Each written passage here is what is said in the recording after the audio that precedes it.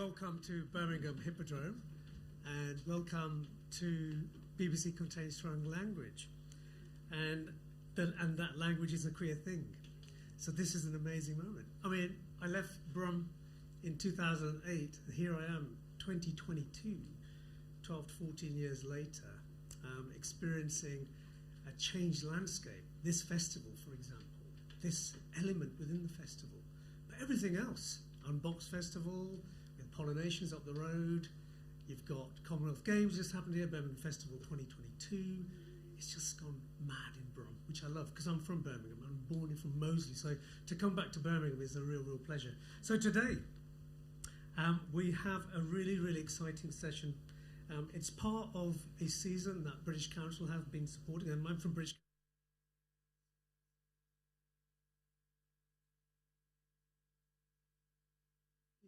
The moments I'm awake for, because this is where it really matters. And this is part of the India UK Together season, where we're working with 21 cities across India, across the 4 nations, working with 1,400 artists, with 40 partners. These are some of the partners here today. And what is really mad about this whole season, which goes on till the end of March, is that we are going to be engaging 100 million people worldwide, because we operate in 200 countries, so it will be digitally broadcast. But between just the UK and India, there will be 100 million. So God knows what the stats will be. They'll be out of the roof. But it's not about the stats, it's about the deeper engagement, and that's what we're going to experience here today. This is all synchronising with the 75 years of Indian independence, and the collaboration is between 6 artists who are positioning and sharing the context of LGBTQIA+. And all the communities and wider communities. So that intersection of different communities coming together is what this whole festival between India and UK is about. And of course, BBC Contains Strong Language is all about. Behind me, we have a great lineup, and we're going to hear more from Stuart and Rafi in just a moment, and find out more about who the artists are. But I really wanted to make a special thanks to Rafi and Stuart for putting this on with Sue Roberts from BBC. And without further ado, in the spirit of being together between India and UK, let's hear from Stuart and Rafi. Thank you.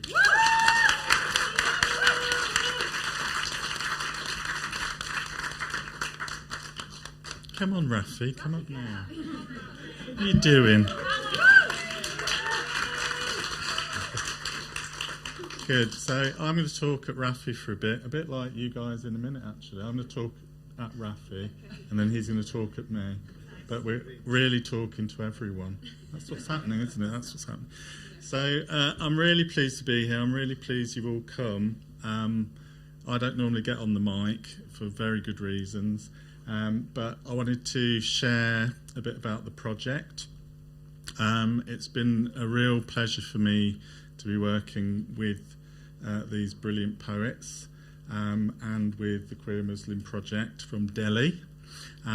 It's just been the highlight of my year, really. British Council made it possible. Matt and Delphine have just been powerhouses to help us put this together.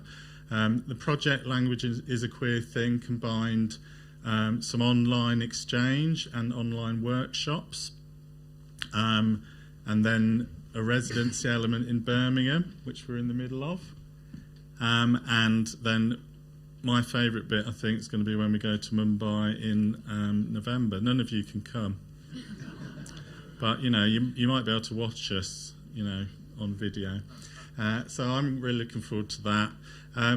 What's amazed me this week, the online residency I thought was really brilliant. We had some great workshops from people like Kostya, who's in the audience, and Saradha, which I thought were exemplary. But, we didn't know how our poets would connect with each other. And to see them here and to see them so close and so caring of each other and also nurturing of each other has been such a pleasure.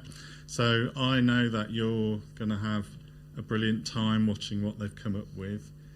I'm a bit scared because I don't really know what they've come up with. But I think even that on its own, even that, their request of us to kind of be left to it a little bit, feels like a really powerful thing. So I'm really looking forward to this, probably as much as some of you are. I'm going to sit down and let Rafi finish. Absolutely. Thank you, Stuart. I think you are the better one with theatrics. But it's been an incredible opportunity for us from India. And of course, having a partner like Verve Poetry Festival, some of our amazing facilitators who've been part of the online program, Saradha, and we have Kostya, who is here. I haven't met you yet, but there you are.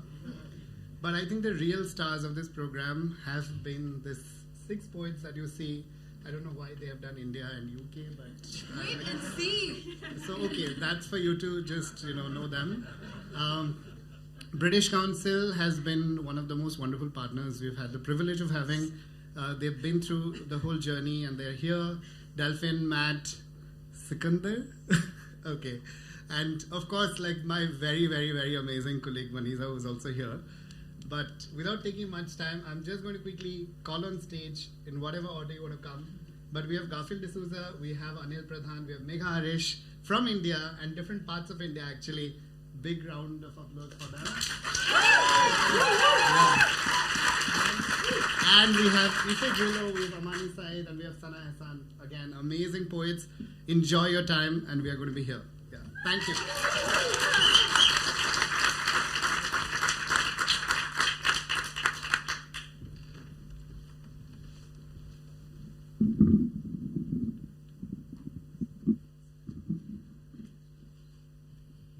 I just want to let you know that unfortunately, there are no mangoes in these poems.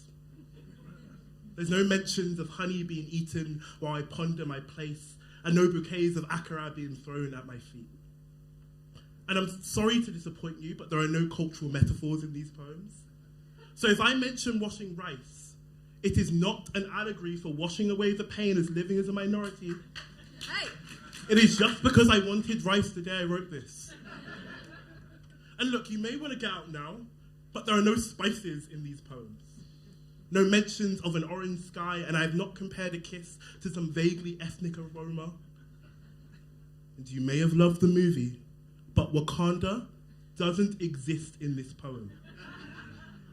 Which is to say, I am not here to sell you a picture that you think you already know. If you ask me to write a poem about the motherland, I'll tell you I've already tried. Tried to craft a story that didn't feel like an ancient proverb, thought about how to make a moment out of memories that I don't fully trust. If you want me to write a poem about the motherland, I'll first have to decide whether I'm its child, whether any story I tell would even be my own, whether I believe I can love someone I never get to see. And if I'm being honest, I'm scared that if I add my voice, it will be an eraser for someone else's. Because what if imperialism is contagious and I'm starting to catch the cold? So there are no saviors in this poem. There's just people trying to connect to a place they're scared to admit they don't really know. There's just people trying to find a way to stake their claim and not become a parasite. There's just folks trying to hold on to something because nothing feels like theirs. But I don't want to make a high life out of the land I don't may have to face the burdens of. Because to love a place is to have solidarity with its people. So there are no mangoes in these poems. There's no rice, cassava, eforiro, or yam. There's just a boy that's trying to listen and wanting to connect.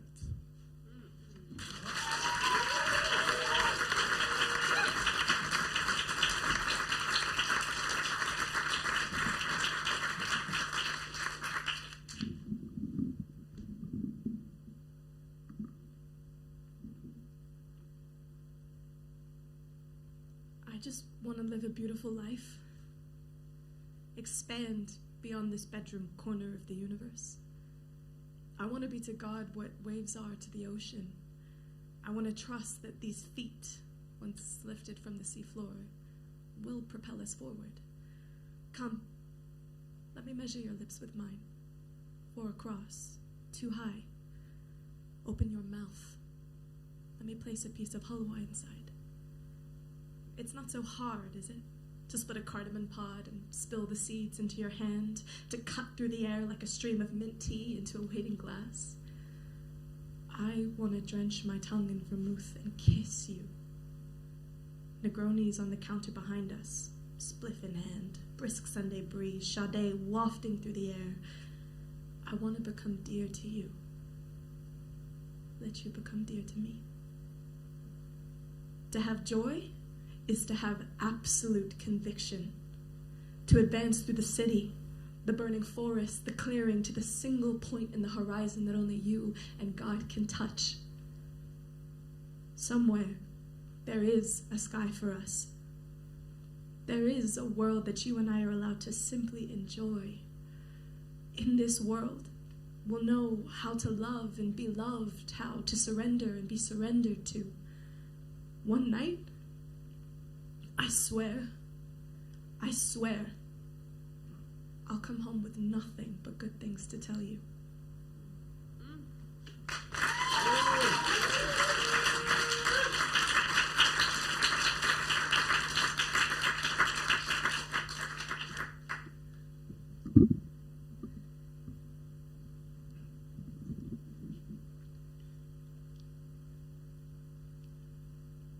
I am learning that the desire is not dirty,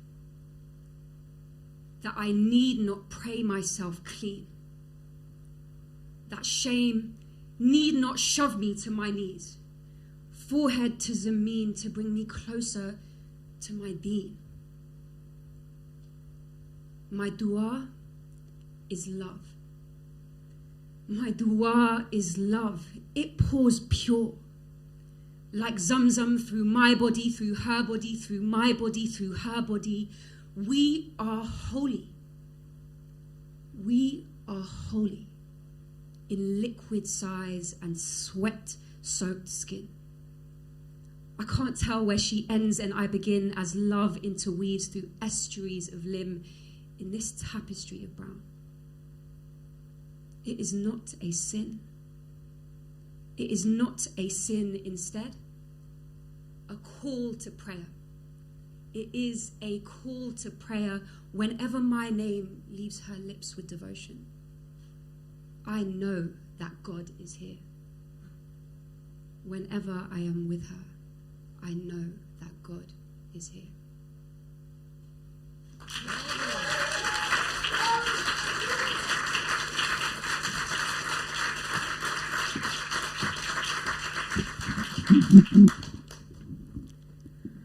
The agnostic in me went diving, along with the anxious one. They had a panic attack in the water, and this hadn't happened since that one a few years ago on the intercity train. Both and neither wanted to turn back, ascend. Their thumbs go up. The only way to speak. Let's go. Inhale, exhale, repeat. Let's stay. The ocean rewards perseverance. They let me carry on. 30 minutes later, in my first ever underwater current, the anxious one is jolted back into action. Am I imagining this or am I moving? It's okay. The others are swaying too, their breath now escaping in bubble helixes.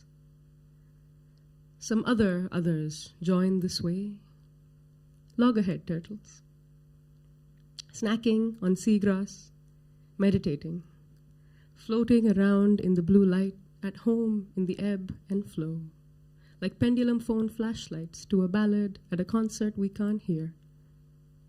The ocean rewards. Even the agnostic one begins to see angel wings in the flippers.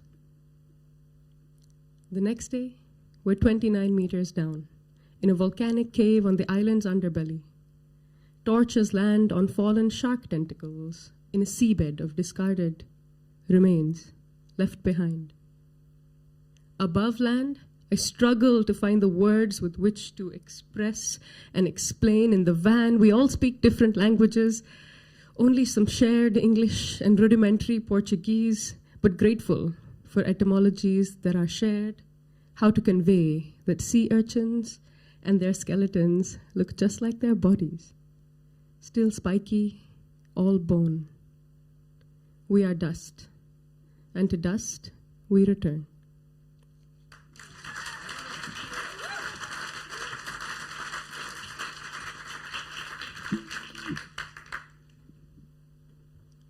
The old Kali Mandir at Behala Thana Moor is gone, brick by brick, eroding slow in the maker's dereliction. At 7, I would climb up, become the goddess, and through its terrifying bareness in childhood grace, preside over the absence of murmurs afore the altar, as red as the ribs of puny human faith, reclaimed only by ambitious shrubs, hungry rats. At 11, I could not visit the temple anymore. So, home became a construct, a receding dream like many milk teeth left as offerings to the gaping hole. Lost footsteps no longer echo through the bylanes, stinking of human piss, incense sticks, brass bells. At 27, what must I write for you today? So many years have been brushed under the mortar. You must have your own temple at some corner, whose solace you can't embrace in late summer. So blunt, so sparse, human keepsakes for full moons.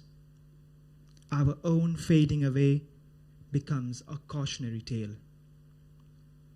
There's a government school there now, and God is dead.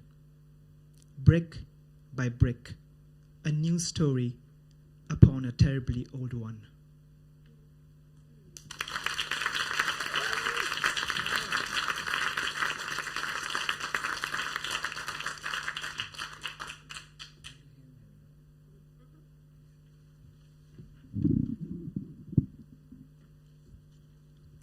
It was the year 2012.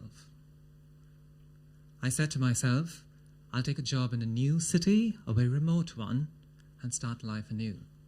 Now, by that, I didn't mean I'd live in a thatched hut, draw water from the well, and coax the cows to moo. I wanted what you'd know as erasure, a complete evaporation of all memory, of all the he-hens I danced with, of all the asses I travelled on, and of course, all the ones who owned all of those. You see, I had it all figured out. Erasure to me was supremely simple, almost like following the numerous steps and rinse and repeats of an ordinary but clever recipe. So all you have to do first is call on Father and ask him to send you some bread daily. Then say hello to a body. I think her name is Mary.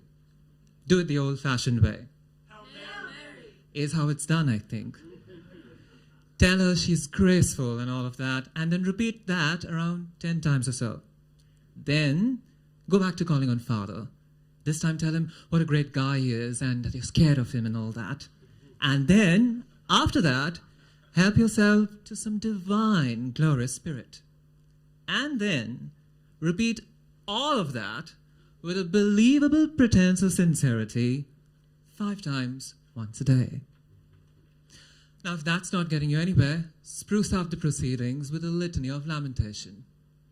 Lament about every lap you danced into, rue the balls you threw, and woe betide the ass you rode on. Lament long enough and loud enough for your neighbors to forget the telly and tune into you. Lament as if your life depends on it. Yell, why me, Lord? What have I ever done? Even if what you've done seems right to you. Remember to stir it all, and this is very important, at the appropriate decibel. The louder, the better the chances that what you've done will start to seem wrong after all. And then, every Friday, mix it all in a frying pan, blessed with some olive oil.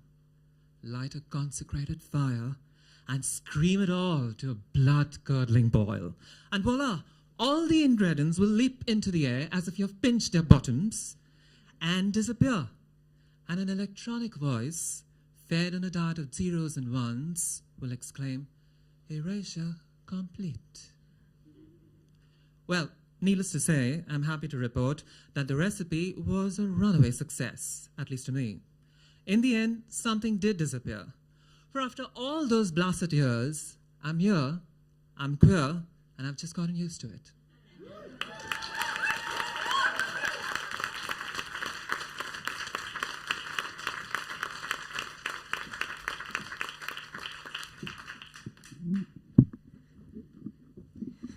There's so much strength in being up here with somebody else. So we've been talking a lot over the course of the Zoom workshops, but we hadn't met until Monday. And meeting If has been a blessing of the week. So I'm going to tell If a story, and like Stuart said, you should all pay attention to. This is about an artist, an Indo-Hungarian artist called Amrita Shergill. She died at the age of 28, my age now, in 1941. I've loved her work for years, and I hadn't actually seen any of it until I went to the National Gallery of Modern Art with Amani in June. And this is a poem told from the perspective of a painting of hers called Woman on Charpai. A charpai is a rope bed woven onto a wooden frame. Mysterious cause of death, by the way. Woman on Charpai. It's funny how the Tate Modern presumes to talk about your last years, during which it was still the Battersea power station, and not even the redeveloped version. The beginning of the refurbishment of the Battersea power station coincided with the division of your homeland, 1947. I suspect, had you lived to see this brutal reconstruction, continued to live in Lahore through it, we would not be so quick to co-opt your success, the pioneer of Indian modern art. But what I meant to discuss was how you have lived on, Amrita. Isn't it a coincidence that Amrita means immortal? 1913 to always. Me? I was born in 1940. We only knew each other briefly in my gestation period and for the short year to follow, but so intimately. Those countless hours alone, metamorphosing from the version of myself in your mind into the sketches, and then the gentle migration from the brushes to the canvas. I fondly remember our debates on what color my dupatta should be. I still don't think orange was the right call. I preferred green, but you were insistent. You didn't want my outfit to match my handmaidens. I say handmaiden here, using the right language for Europe for that time, but my tongue itches instead to call her maid or bai. All these years later, I'm struggling to reprogram the upper-class mind you made for me, struggling to grow out of my biases despite having spent over 80 years in the company of no one but this maid, who I have still not bothered to name. I have no name myself. I once did, somewhere in your mind maybe, existed, but never spoken. So I am just woman on charpai, eternally reclining, comforted by an unmoving fan. I wonder if you would have told people my name that night, at the Punjab Literary League Hall in Lahore, at the exhibition that opened 16 days too late for you to be there. 1941. People talked about you with exaggerated praise, threw around compliments they didn't really mean, because honestly, they were just there to gossip, in hushed tones about Victor. Could it really be that her husband had something to do with her death? Of course he did, Dekho, this is why you shouldn't marry a foreigner. Not just that, aren't they also cousins on her mother's side? Acha hua, at least they didn't have kids. But exactly that. I heard this whole illness was just the result of another abortion. Women like this is what happens when you let your girl study in Paris and go to art school. In art schools there, they have to draw naked women and men. Did you know? At least this painting here is decently covered, clothed in a salwar suit, and her head is also covered, thank God, huh? You said that I was meant to be sensual. They didn't see that. They didn't see the commentary you were making, having me lying there fanned by another woman. They didn't see me the same way that they hadn't really seen you. I was neglected after that brief exhibition and didn't feel truly loved until I moved to Delhi. The National Gallery of Modern Art wanted me. Can you imagine? Here, people talked about you all the time, full of sincere praise and admiration. Every day, girls from Delhi University stopped by and saw their lives, their elite mothers, their brown bodies wrapped in ever-softening strokes. But men walked past. A painting by a woman of two fully clothed women didn't interest them. For years, I lay on my charpai, waiting for attention, until I met Vivan, your nephew, who has made a career out of mansplaining your life choices.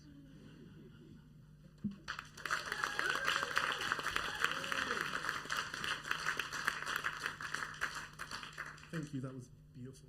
I think me and Megha have had a lot of conversations around what it means to be an artsy queer. I think a lot of us like to brand ourselves as artsy queers because it's like quite a nice label. You're like, you know, I'm queer. I really think about the world. Sometimes I write, you know, inspiration strikes. But I think a lot of artsy queer end up replicating and creating art which is actually very heteronormative. And we wanted to think about the duty we have to the art we create and what does it mean to not be an artsy queer but to queer art. So I want to tell you a story about a musician. See, growing up, one of my favourite artists was Lagbaja. With his ayulu in his hands and magic in his pen, he became a leader in Nigeria's music scene. His name was No Name, chosen to represent the common man and picked to give a platform to the quiet. But it should be known that there was nothing quiet about Lagbaja. Lagbaja was a mystery man. Clothed in fine garments that were made in a baptism of enigma, he dressed like the world's most loud spy. Lagbaja was a superhero. He wore a face mask to conceal his identity so you never saw him whole. And while you couldn't see his face, his eyes still had a wink to them. They danced with you like he knew a secret. And when he played saxophone, it was like he was telling you in a secret language how the world really worked. Because Lagbaja was always trying to tell you something. In between the Skenkele Skonkolo dances and love-filled chaos was a man with a radical plan for his country. Because Lagbaja knew that we were nothing without community. And that art was nothing more than a mission statement. That the revolution needed bass in its voice and harmonies in its throat, so he weaved politics into his music like a seamstress, made a John Doe out of his name and got to work. So when people ask me how it feels to feel, to wear green, white and green but have a rainbow stripe running through me, I tell them that Lagbaja was the first time I understood what it meant to be high camp. But Lagbaja taught me that leaning into the strange only makes us stronger. That he showed me that sometimes we hide ourselves, not out of fear, but out of purpose. So when I chose to learn the sax, I knew it was because of him. But it's only now I realize he shows up in the parts of me that have always been made to feel like questions. That he shows up in the parts of me that want to set the room on fire. That Lagbaja, the nation's mystery man, was giving me clues all along. Because I guess a man with no name, no face, but a lot of heart, and a love-filled message gets to live forever. Thank you.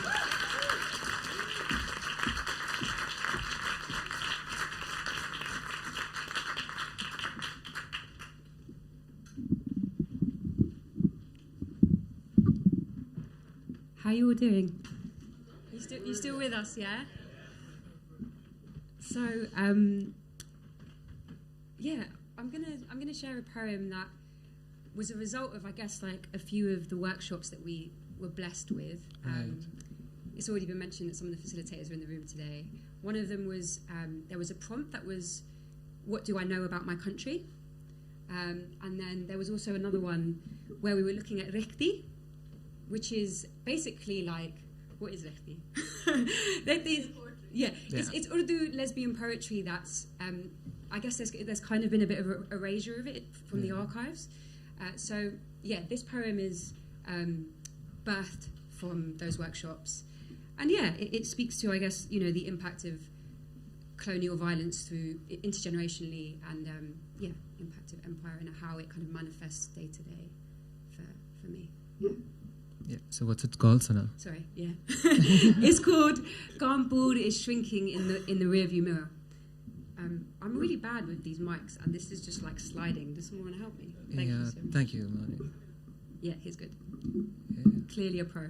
Thank you. Yeah, so this is called Garfield is Shrinking in the Rearview Mirror. I want to hold origin in my mouth. The 1857 uprising, Bethel leaf and Qatar paste, a Baisi azan, ripening rikti, and big tofu tits. We lick the back of the Queen's face until it envelopes me in. An individual I am, folded wet to empire. I fuck dainty ears, a thin-lipped blonde, blue. Bluer I become. Bendable light escaping the start of my skin. While whimpering Urdu watches from the closet.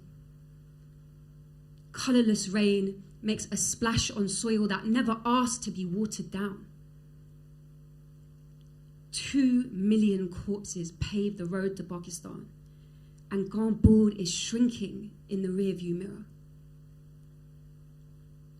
The midwife wraps soft cloth around tightly wound cows. My mother's thumb learning baby bone. She whispers into the tiny land of my ear. I can't. I'm not sure why I can't.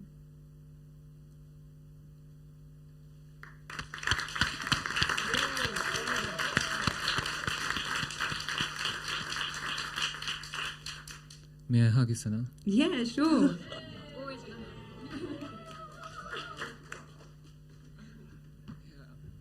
That was a very soulful place you've taken us to. Thanks, Garfield. And I'm going to take people away from that now.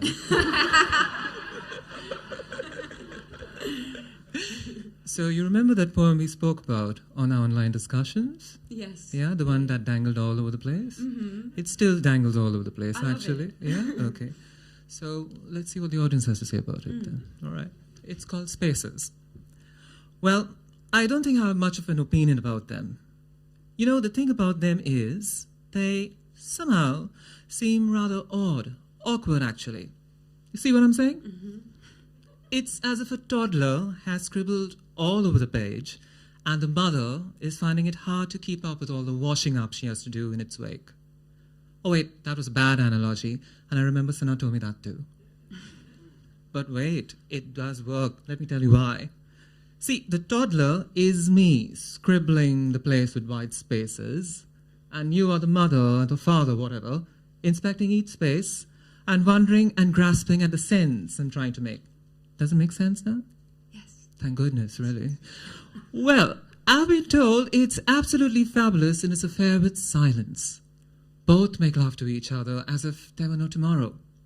So if space is here, silence is next to it, above it, below it, in it, there's no stopping them too. Not to mention the fact that, it fills in for times when you have so much to say that you'd rather say nothing at all. And of course, for the times when you really do want to say nothing at all. Which reminds me, speaking of spaces, did I tell you apartments in Mumbai can hardly be considered spacious at all? I mean, 7 of them would easily fit into the space I've used over here. Just like my life at one point in time. It all fit into one teeny little tiny week over and over again. So, you see, I would usually meet someone on Sunday, flirt till Tuesday, fall in love on Wednesday, plan a date on Thursday, arrive on a date on Saturday, of course. Friday was my day off. And And then I'd go back to hunt on Sunday. Now, I don't know about my dates, but I, for one, made it a point to inspect the space between their legs. And with that information in hand, I would look up at the space between their lips. I never took into consideration the space between their ears, probably because I had none at that point in time, or mine wasn't working at all. But please remember, before you judge me, somewhere down the line, all that changed. Probably because the space between my legs decided to sell itself, well, most of itself, to the one between my ears. So, Sanah, I don't think I needed to write this poem, actually, In fact, I didn't need to bother really to go through all this trouble of writing all of this just to convince myself to go ahead, take a chance, and use that big white space.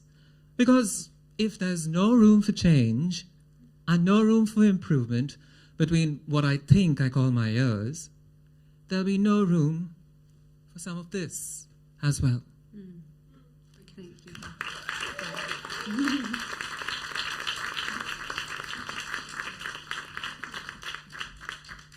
Are you all ready for some sex poetry? Anil, do you want to come up and read some sex poetry with me? Don't look so scared. Actually, I need that. Yeah. I feel like this feels like an opportunity to big up 14 poems. Yeah, you got the bag. As well as, obviously, this amazing pamphlet, of course. And Verve, I love you, Stuart. I'm going to start with a poem called Man, which is like, it's a sex poem, but it's a playful exploration of gender-affirming sex. And I also just want to big up Keith Jarrett, because from the early drafts of this, Keith was involved, so yeah, appreciate you.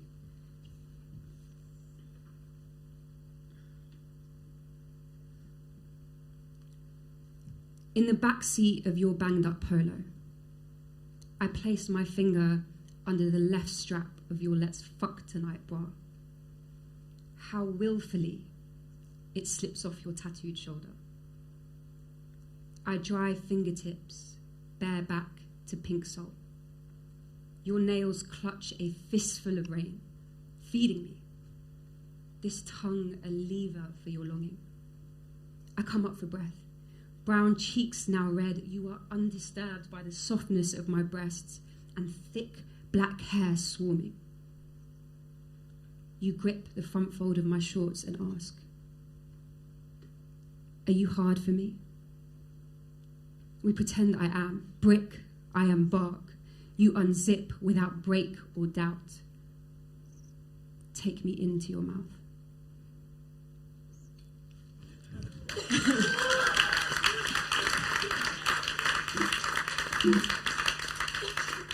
You still with me, Anil?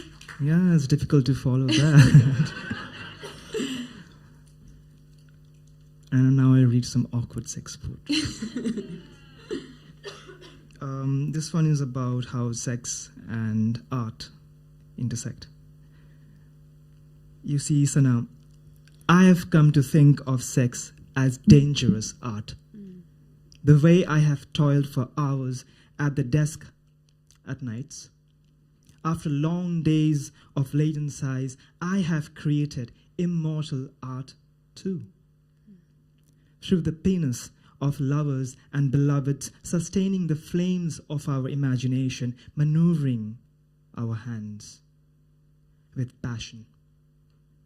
Till warm poetry erupts in alabaster white, every moan a verse, every orgasm a poem. Evoked from trembling lips, mine to his, echoed in nicotine mouths, his to mine, sharing our heat, tongue to tongue, painting our faces, feeding our hunger with nectar as ephemeral as our dreams, such that love isn't lust in translation. At times, I wish beloveds were lovers too. Oh, what poetry we would have made.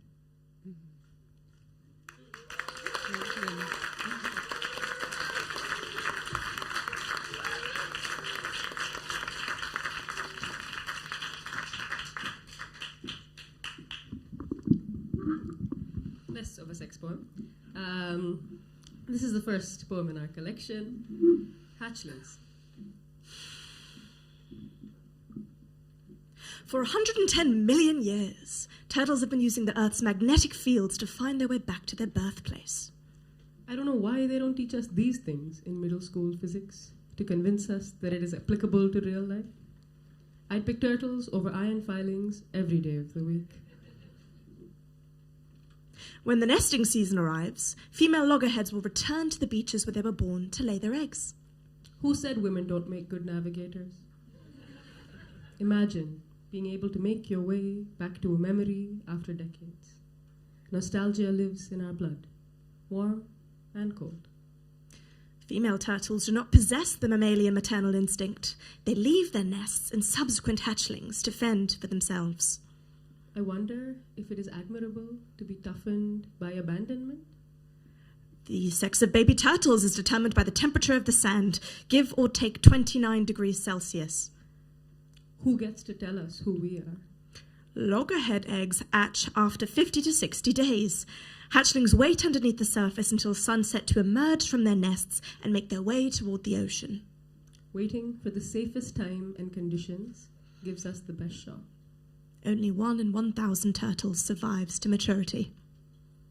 When singing the praises of the one who breaks glass ceilings, whisper a word of remembrance for the ones who made thousands of cracks before, but didn't survive the blow. The first part of migration is called the frenzy period, which involves almost continuous swimming for 24 to 36 hours. But struggle is rewarded with freedom. As juveniles, Cabo Verdean loggerheads migrate up to 12,000 kilometers across the Atlantic. And in leaving, we find home within ourselves. For the next 15 years, they will drift around during what is known as the lost years.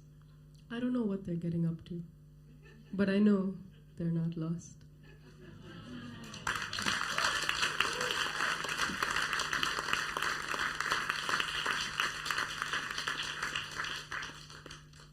So this summer I was in New York, and my queer friends, who somehow, none of us were out in high school, and yet it was exactly my friend group that was the queer group as we all came out.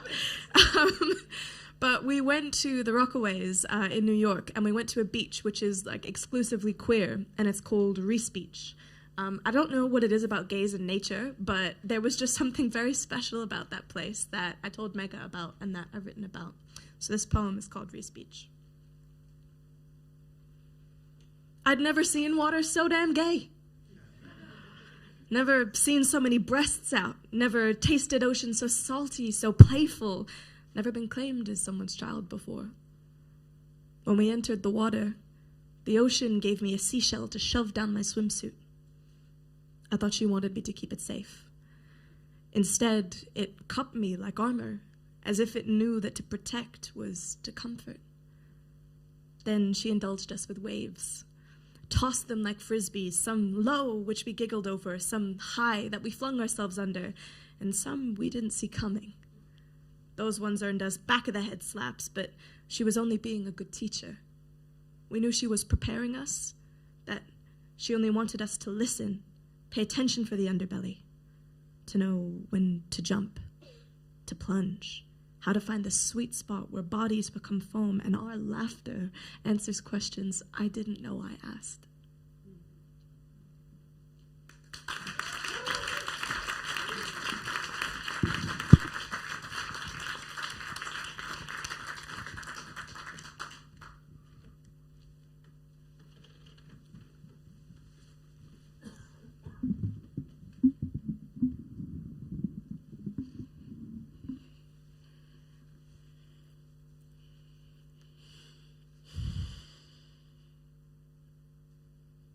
You know, as I stand here, with your words in my hands and your eyes on my frown, I want to believe you. But why does your love feel like a magic trick? Maya. The word that must suffice upon our leave-taking, after sojourning to a home that we can never say we had. like a whiff of rosemary that a lover rubbed on my lips as consolation. Fermenting into sighs, turning into a fable, eluding into the soft echo of the first of the human vowels of the oldest language we know, of fingers on human skin. Of oranges in winter, of clovers in June, of a sudden caress, like a whisper, dissolving into the goosebumps of his nape, traversing his spine, toiling upon his loins, tickling his feet. The way the Rangit flows into the Rangpo, into the Teesta, reminding ourselves of the need to touch, touch, touch. You know, I've seen your type before. Alchemists who make a patchwork out of stolen words and morph it into a painting. Who turn vows into bullets dressed up as moonlight picnics. Who pick through the valley of languages and carve out new meanings. When you speak to me about love, why does it feel like I'm entering a home I've never visited but has my name on the door?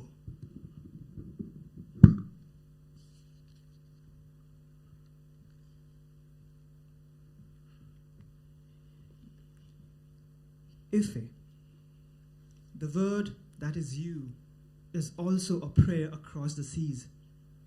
I often wonder why certain names reach us so late in life. Some nights simply won't coagulate into will-o'-the-wisp. Sometimes language can be quiet, a queer thing. Like you, mean to say something else and end up saying exactly that. Like people would end up calling you by your name and still not know how to love you through the veil of silence. So we remind them how we named ancient cities after you, not knowing how desires get mistaken for something else. It's not an if, it's a how. It will linger as long as we breathe and see our palms become palimpsests of looming memory. Anil, why does your love feel like a memory? A traveled path down a road my body wanted to go down, a history book but has the pages stuck together, a whiff of rosemary that lingers from a trip I've never been on. Because when I asked God for love, I was given wahala, told that having love requires having a home in yourself, so where would I even put it? So when you say that love is my namesake, I'll put a hand on your cheek. And I'll tell you that I'm not sure love goes here. Love, as they say, will make us do the queerest of things, like finding namesakes in the backyards of our own homes, only to realize we need to leave if we want to arrive. So, one day I will cross that single border and the true rivers and clasp that word in the forgotten land. Bring it for you. One day I will swim up those 3 northern rivers to and place the word into your palms, saying, take it now, with Matina becoming Maya, becoming love, becoming us. One day you will do it too, Ifẹ. Find home in your tongue. One day you too will find a home for your name, because you now know the bygone secret. To name is to never forget. When you look at me, you make stillness out of my body and force me to listen, and you hold me until our breath syncs up. And we stand here, willing love to dance in the air, make a noise and show us its color. And when it finally does, it's quiet, but somehow manages to fill the room and make it sparkle. because this love we share, this queer thing, this omnipresent whisper was so silent in pronunciation, I never realized it always existed.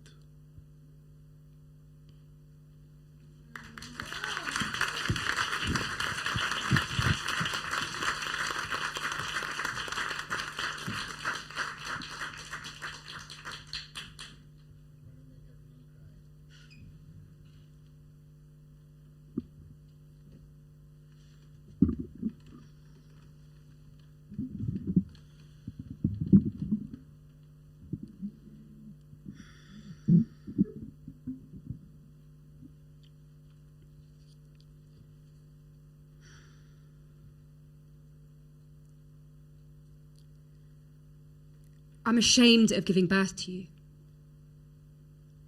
She says it in white font against a blue bubble, a framed picture that I can't unsee. I can just about type, I know this is hurting you. To think of all the phones my mother has ever held. That cream-corded landline plugged into the raised walnut walls of her bedroom.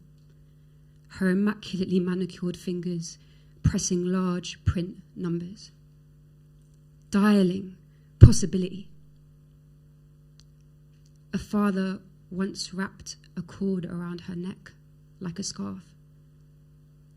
Flesh folding under each coil. The lines bending even then. It took tiny fingers to free her.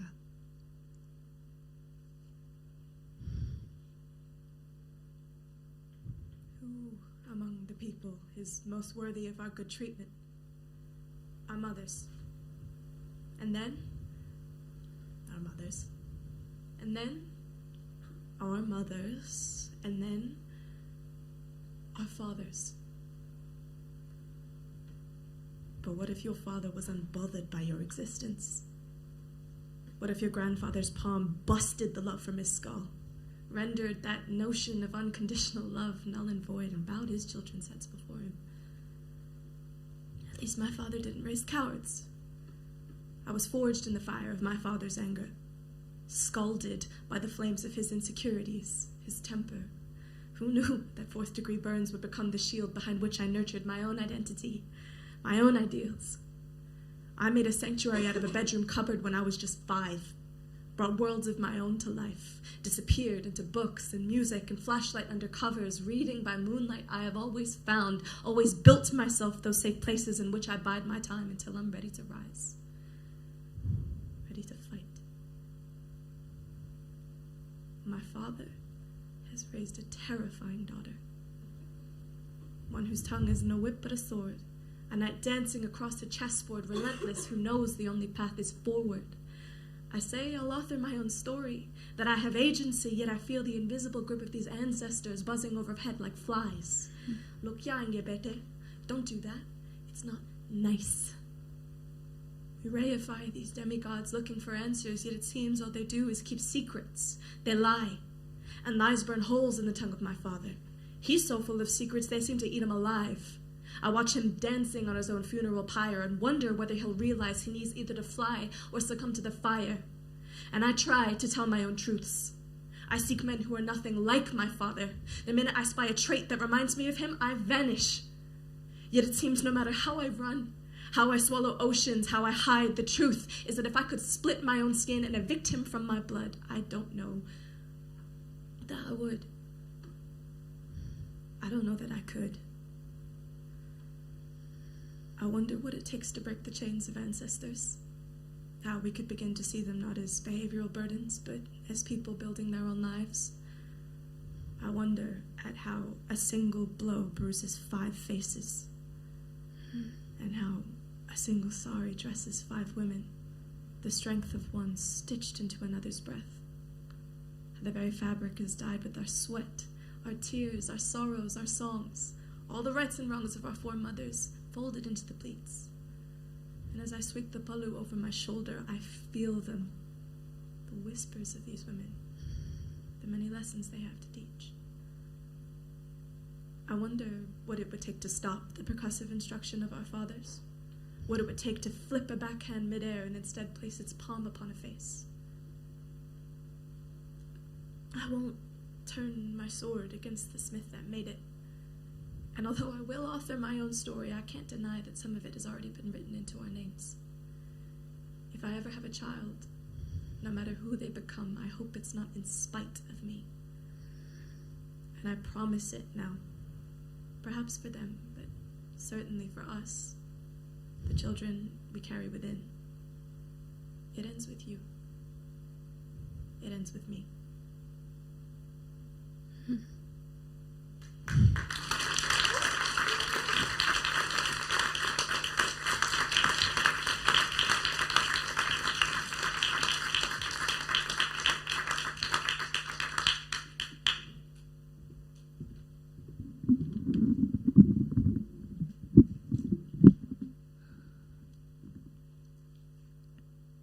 Give me a moment before I cough.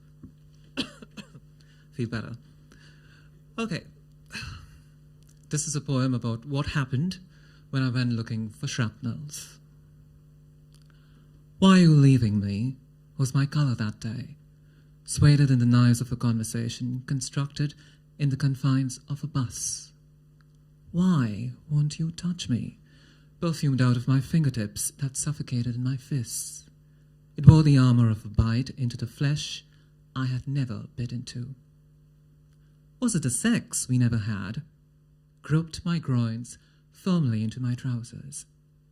I didn't quite like its touch. It was naked and didn't have the decency of lying in a mess that wasn't my own. Are you bored of me? I carry it in my pocket. It's a favourite. I tap its melody out of my shirt every time I need to find the mops for the bathroom. This time, though, I wanted to hear something else. Did you ever love me at all? Lay choked under the sugar in the latte. Bitter almonds was not particularly its flavour. I was by the seaside, walking with a pair of puppy dog eyes. A pair of puppy dog eyes that had swallowed my voice of reason. I was looking for answers, answers to all of those shrapnels that were icicles and strangle yours neatly into ashen hemoglobin charred to the left in your ribs. What I found was the moan of time, or the lack of it, recited by the dog himself, and some excuses curtained by the spit of silence, deaf enough to flood my mouth. I don't quite remember what happened next. I truly don't. I think I was on the bus. No, wait. I took the train back, I think. I was naked, I remember, pulling my skin close to myself for comfort. I was rummaging through the photographs in the folds of my plasma, just as they jumped into the buffet of amnesia being served on the blurring rails that I actually bent down to pacify. I have no idea on what stove my blood froze either, what strand of hair boiled to an acrid brown in the freezer. I don't remember, really. I truly don't. I only remember writing all of this several years later on the footboard of a carriage that tiptoed across the creek at 11 in the night, all the time hoping its only passenger would grab its hand, step back, and choose to drown in the city lights on the other side of the creek.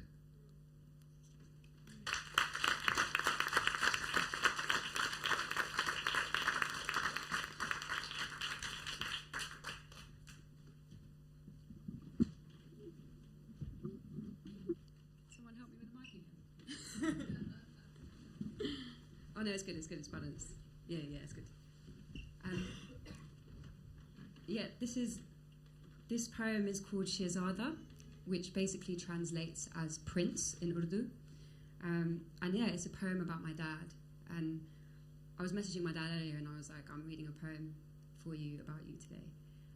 And he messaged me, make video in large capital letters. So Alan's got me.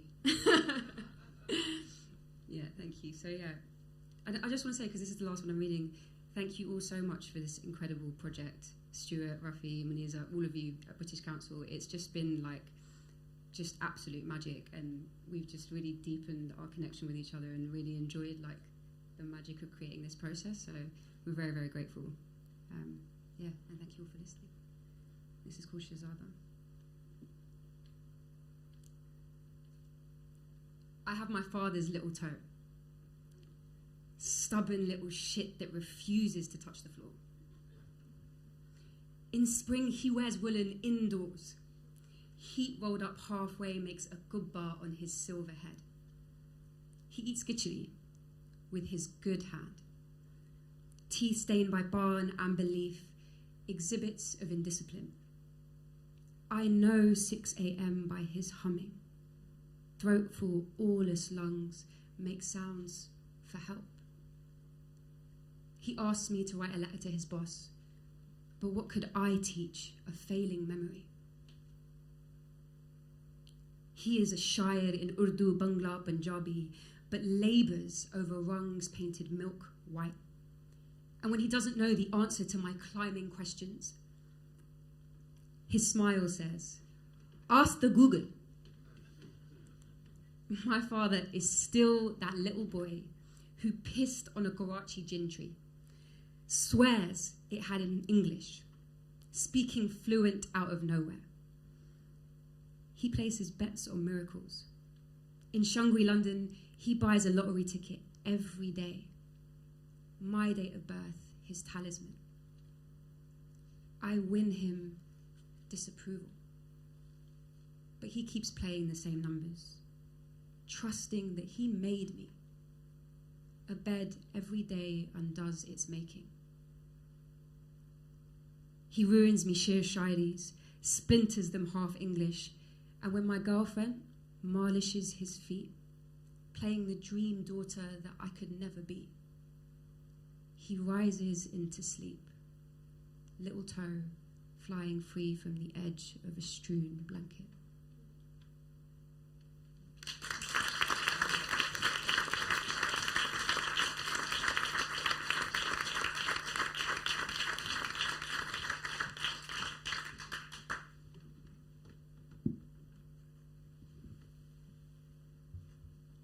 This poem is called Love X Home.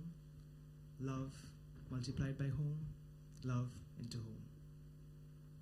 Love gave me a new yew twig to put inside my wallet, and before I could ask, he said, "This will keep you safe. As you prepare to leave this home in the North Hills that would be yours, if you could change your mind. But home is never there. It does not wait in courtyards. But I remind myself of seeking solace in poison needles, sharp enough to prick. Now pierce, now bleed my kintsugi heart out. Maya, just ghar, just Maya, just ghar. Love gave me a cypress twig, put it in my right hand, and before I could sigh, he said, "It will smell like home, and make memory as you slither down the North Hills. That could have been yours if you had arrived a bit earlier." But love is never moved. It fleets the eves of time. So I remind myself of smelling home in drying leaves, brittle enough to wilt into my sore palms, turn into blood. Maya, just to ghar, just to Maya, just to ghar. Love gave me a ripe passion fruit, burst it near my face, and before I could cry, he said, "It will be a bit bittersweet, for the grief of summer has seeped into these North Hills. Now it is in your veins, like the dreams in your eyelids. But likeness is never an excuse. It's merely a consolation. I remind myself how it tricks the flux out of our minds, tired enough to let us mistake familiarity for namesakes.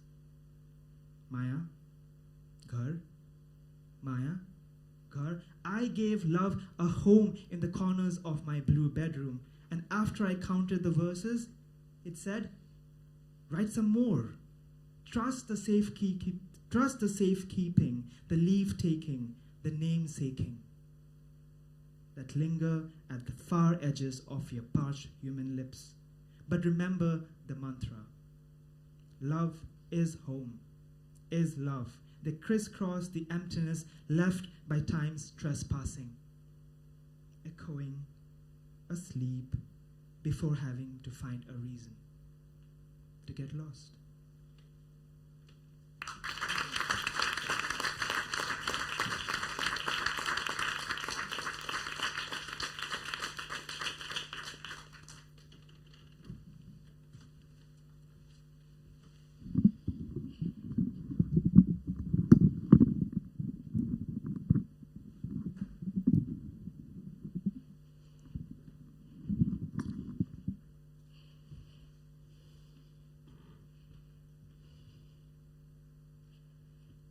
You know, they say that different people have different love languages.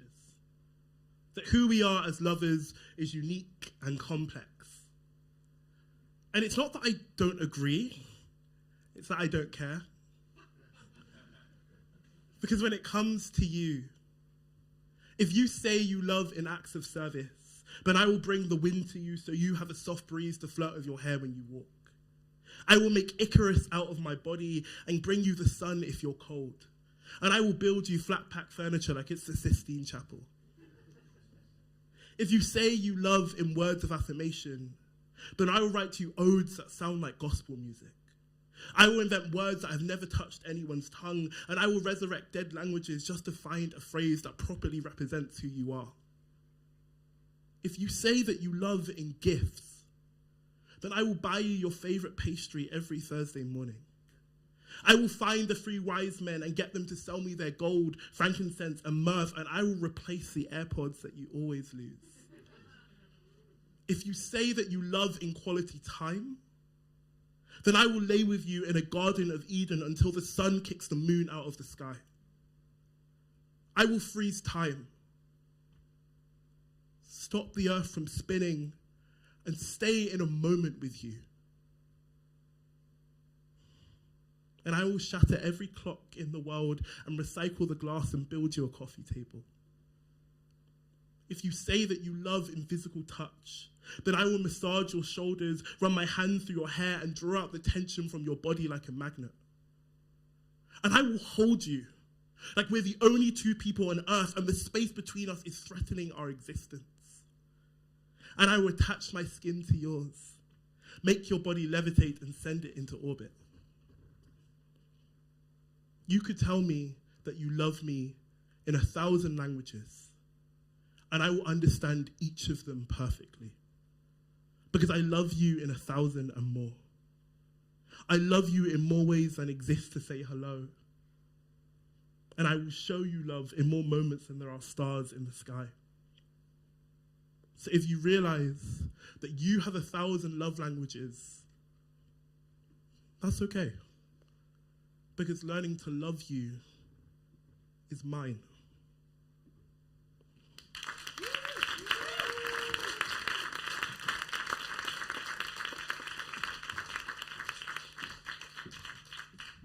How are we doing? Good? Yeah, okay, almost done. This is our last one. And just one thing to say, which is, I really hope we've seduced you to buy this book. Yeah. However, if you haven't had a reason yet, the poem that we are about to perform looks like this. Okay, so this one is my soulmate, because I was just about to do the exact same thing. So we contemplated having it on the screen, but poetry spoilers. So didn't want you to be reading, but do go and have a look at the pamphlet, because not just us, but our friends have done some incredible play with form, and it's really, really fun to see what they've just done for you on paper. We might be giving you some time back, like a Zoom meeting. Sorry, give me a second. Hey, You good? yeah. Oh, no. Balance it, man. You got it. It is a thing. Okay, I'm good. No?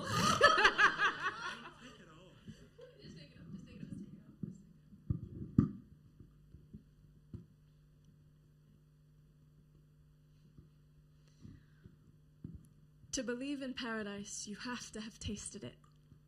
To believe in God, you need to have seen God at least once. Believe you brushed hands in a bar, caught their eyes in a mirror. Paradise is right here in front of you if you wish to have it. We were made to play, to make mischief, have pleasure, no sour life after we have tasted sugarcane flesh. Come, let's have a bite of it. To believe in paradise, you have to have tasted it.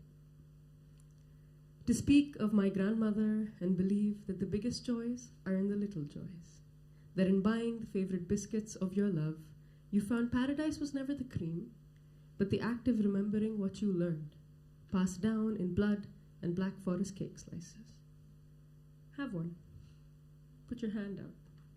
She would not have wanted to be left out of reality.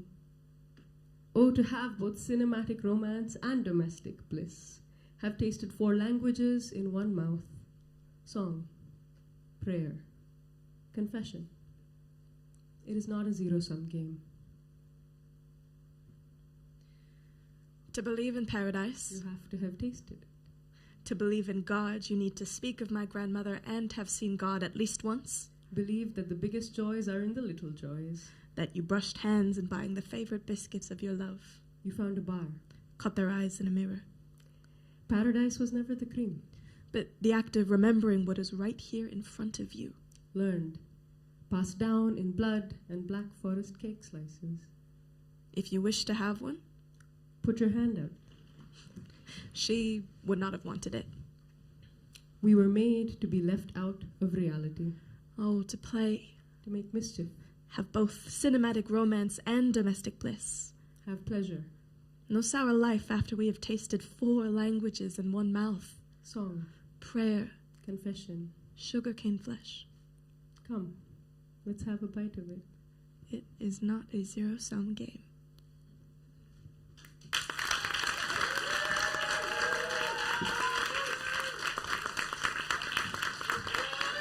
Oh my god!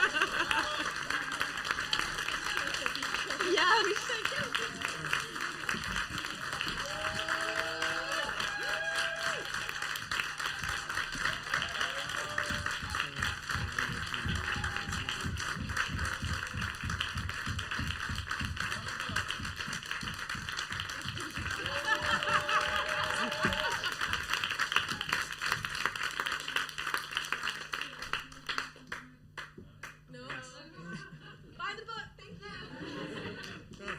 I guess language is queer.